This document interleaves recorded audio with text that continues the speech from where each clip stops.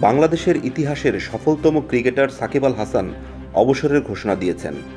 গত জুনে টি-20 বিশ্বকাপেই খেলেছেন নিজের শেষ টি-20 ম্যাচ।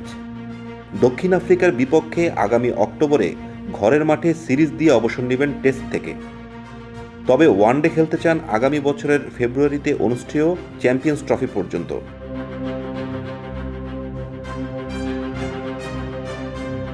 বৃহস্পতিবার কানপুর টেস্টের আগের দিন সংবাদ সম্মেলনে নিজের এই সিদ্ধান্তের কথা গণমাধ্যমে জানিয়েছেন সাকিব। সম্প্রতি তার চোট ও পারফরমেন্স নিয়ে নানামুখী প্রশ্ন উঠেছিল। সেই সঙ্গে রাজনৈতিক পট পরিবর্তনে কোণঠাসা অবস্থায় আছেন তিনি। আওয়ামী লীগ সরকারের পতনের পর গত নির্বাচনে সংসদ সদস্য হওয়া সাকিবকে একটি হত্যা মামলাতেও আসামি করা হয়েছে।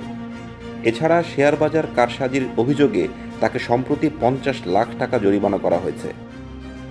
বৃহস্পতিবার কানপুরে নিজের অবসরের পরিকল্পনা জানিয়ে শীর্ষ এই তারকা বলেছেন, দেশে নিরাপত্তা পেলে ও খেলার পর দেশ ছাড়ার নিশ্চয়তা পেলে দক্ষিণ আফ্রিকার বিপক্ষে খেলতে পারবেন তিনি। আর না হলে কানপুরই হবে তার বিদায়। এটা আমার ইচ্ছে, মিরপুরে খেলে বিদায় নেয়া। আমি বিসিবিকে জানিয়েছি, তারাও একমত হয়েছেন।